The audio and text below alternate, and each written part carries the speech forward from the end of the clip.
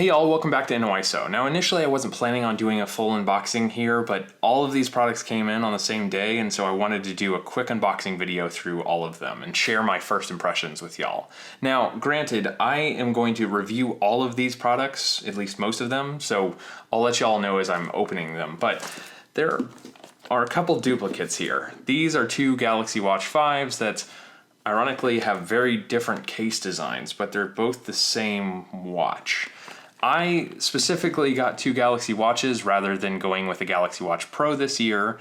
I'm going to wait on the Pro. I wasn't too impressed by the Watch 4 Classic, and so I wanted the regular Galaxy Watch, and I had a couple of extra bucks of trade-in value, so I went with these. I'll go ahead and unbox them at the same time. And I have my Z Fold 3 and my Z Flip 3 to compare once I get everything out of the boxes. As those that follow the channel know, I wasn't so hot on the Galaxy Watch 4. It was cool that we now had Wear OS, but unfortunately it was still so much of a Samsung skin that I didn't really love the experience.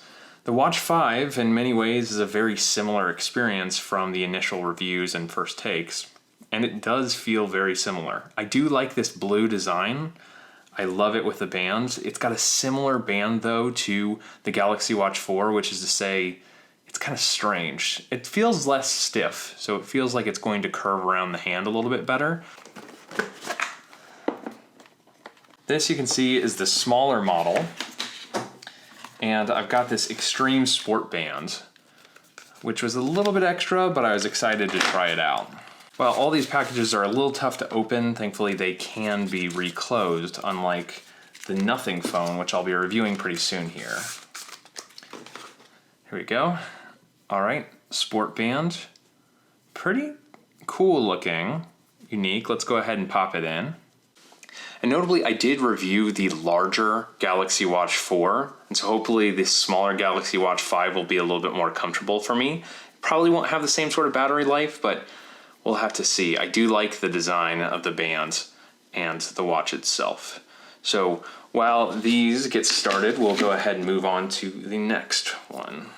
Next, let's check out the Galaxy Buds Pro 2. Now, I didn't originally like the Galaxy Buds Pro initially, and I gave them a pretty bad review, to be honest, but afterwards I followed up and went back to them and switched out the ear tips to something a little bit larger, and ironically enough ended up getting a lot better noise cancellation. They weren't the most comfortable in my experience, but they did end up working really well, and until the Pixel Buds Pro, they were my defaults, but I will have a Pixel Buds Pro review up here pretty soon. Here's my Galaxy Buds 2 Pro. Looks like Samsung is still going with the exact same case design. It might be no, it feels like the same size, but maybe a little bit different in dimensions. Very, very close. The matte finish I do like. Hopefully it doesn't get too beat up over time, but I do like the matte white color. It goes well with, hey look, it goes well with my watch. Now, here are the buds themselves, and they're pretty nice looking. They're not nearly as bulky feeling as the original Buds Pro. They do feel like a little bit less of a thick shape. You can see that. And then the whole thing is matte, unlike the Buds Pro, which were glossy on the top panel. But I do like this design. Hopefully the experience is just as good. Let's try a quick fit test. Oh man. Oh, that is night and day. Wait, okay, hold up. Oh my gosh, that's night and day. It's so much more comfortable. Am I just imagining it? Is it just a new? No, it feels a lot more comfortable. I'll get this connected to one of my devices once I get it started up, but I do really like this design, and hopefully it's going to be a big improvement over the Buds Pro. We don't really need to open up the brick. You all know what a brick looks like. We can skip on that one. Let's open up the Flip and its case. We'll start out with the Flip. Now, I will say, just like last year, I'm going to review the Flip without closing it. Now, the last time around, I did start out by closing it and then went several weeks without closing it. This time around, I'm not going to close it a single time until I'm finished with the review. just like last year, when I'm in the review, I'm going to finally fold it. So you can see there's a very, very hint of the fold itself. It's going to stay that way. Let's go ahead and turn this on. And it looks like, let's go ahead and get my Flip 3. Very, very similar designs, obviously. I do like this kind of chrome accent on this new version. I don't like the fact that it's got a glossy back panel because that's just going to be prone to a whole bunch of fingerprints. The chrome sides are not great. I don't love them. It seems that Samsung went from the original Flips having the most curved sides. I actually have that. Let's see. Here's the original Flip, here's the Flip 3, and here's the Flip 4. The original Flip, you can see, had very, very curved sides. The Flip 3 got a little bit squarer, more like the Pixel 3, honestly, very similar to the Pixel 3. And now the Flip 4 has the most square sides, and it's very glossy. Just similar to an iPhone, the edges are very glossy. I don't mind it as much, but I do prefer a curved edge for holding on to. Yeah, I do prefer the curved edge because it's a little bit more comfortable in my hand. This is a thin phone, and so it doesn't really matter too much. I can still fit my hand around it, and it's a pretty good one-handed phone, but I do wish they stuck with a little bit of curve on the back panel. Let's go ahead and open up the case. As many of y'all know, I'm not the biggest fan of phone cases, so I don't really use many, but I'll give this a shot to start out. One thing I'll say about Google and Apple is that they make the unboxing process a little bit easier with tearable paper strips rather than kind of the plastic tabs. I actually don't remember going with this color, but I guess I got this really bright baby blue color, which I don't mind. It's just not, it doesn't really go too great with the dark blue, the deep blue that I had on my Z Flip. It came for free with the phone, so I'm not too disappointed, but. Okay, here we go. Guess I go like that. Interesting. Okay.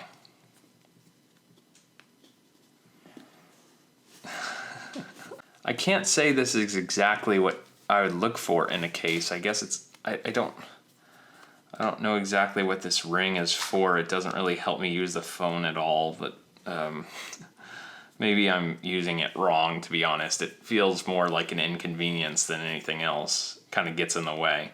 But I guess the case is soft touch, rubberized plastic or rubber. It's fine. Glad I didn't pay for it. Okay, I'll probably go without it, to be honest. Oh, it's gonna be so hard to not just instinctively flip this closed. All right, now let's go ahead and open the final and most important Z Fold 4. I will open it up first, and then I'll open up the case that goes with it. Now the fold, I'm obviously going to fold. I'm not going to leave folded open. Here is my Fold 3 for some comparison. All right, let's go ahead and open this up. And then last year I was not able to get the color I wanted. This year, this was the primary color that I wanted. Also kind of a deep silvery blue color, gray blue. And it is, I mean, you see a lot of similarities to, oh, there's the first fold, so definitely not going to do the no fold test. You see a lot of similarities to the Fold 3. I see that the camera bump is a little bit different in design, but not too different. The sidewalls are also a lot more squared off. I don't know if I like this. Interesting. It is really interesting. So squared off sidewalls, and then the frame. I mean, I can't I mean, I can't remember honestly if it's smaller, but it feels very similar in the hand. And if I didn't know, or if I wasn't familiar enough with the Z Fold 3, then I would think it was the same phone. Obviously the cameras are a little bit larger, so there's going to be larger sensors for better quality photos. Front screen is very comparable in size, you can see that. And then let's open it up. So you can see the Fold 4 is a little bit wider and the Fold 3 is a little bit taller. Otherwise very similarly designed. And there is, let's see, if I flip the screen, there is a little bit of improvement in the quality of the camera sensor. It does appear a little bit fainter.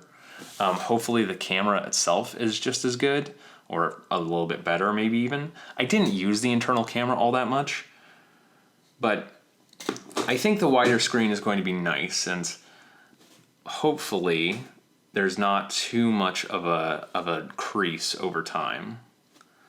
And let's go ahead and check out the case really quick, and then we'll wrap this up. So here we've got a combination case and S Pen. And while I did end up trying the S Pen Pro with my Z Flip or my Z Fold 3, I didn't love it, didn't love the experience. Hopefully this is going to be an improvement. And notably, this case also has a kickstand, which I'm very excited about. Oh, we got some replacement tips, which is good. I guess, oh, okay. So you can swap out the kickstands for the pen itself. Interesting, okay. So let's go ahead and pop this on. Ooh, okay. And like many Samsung, and like many Fold cases before it, you unfortunately have to connect it with adhesive. I'm going to do that in a little bit, but not quite yet. Just want to get a feel for the case itself. Pull out the S Pen. Oh, that's a tight fit. Are you kidding me? What is that? Okay, well, all right. That is, oh, no, I don't need a QR code. There we go. Okay, that's the pen. I will obviously give it a full shot in the review, but let's close that for the first time. Okay. And slide the pen back in there. Ooh, that's a really tight fit. Which, don't love. Okay, well, let's try the kickstand. There we go. I guess it's like that. That's a little bit interesting.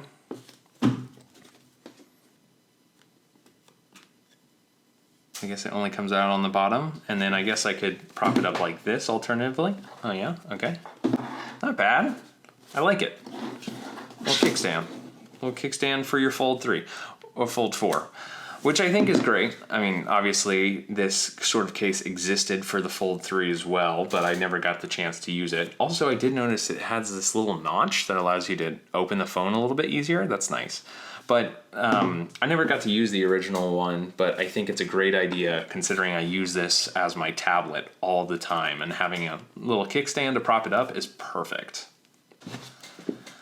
In summary, we'll have to give these couple phones and these couple watches a full run through. I'm excited for all of them, to be honest. I think, all right, if I had to pick what I'm most excited for, I'd say probably the Fold 4, just because I love the Fold 3 so much and it's become such a big part of my daily life. The Flip 3 or Flip 4 feels like a kind of step iteration from the previous, but maybe I will be proven otherwise. All of these products seem to be pretty great. I'm excited to use them all, and I will be reviewing them all pretty soon here, so if you're interested, be sure to get subscribed and keep an eye on the channel for the full reviews. Thank you for watching InnoIso. I hope you liked this video, and if you did, be sure to let me know down in the comments. I'll catch you in the next one. See ya.